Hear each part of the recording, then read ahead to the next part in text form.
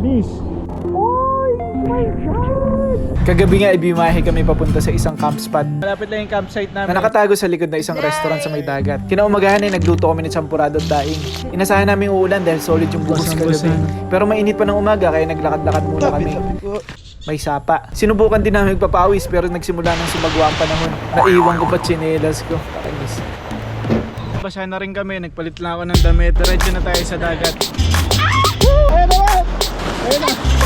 Na-enjoy rin namin ang dagat kahit maulan. Alaya mo, tigil mo. Nagbanlaw muna sa gate, tapos iniwan ko na si Mrs. Matagal pa yan eh. Ininit ko na yung natirang ulam kagabi. May naspatan ako matinding view. Kaya isusurprise ko siya rito. Lan, tara Lan. Ayaw pa sumama ng una. Setup reveal. Sulit yung effort. Sounds. Kahit simpleng init lang na ulam, sapat na basta may gantong view. Bawi na yung gulong niya sa dagat kanina.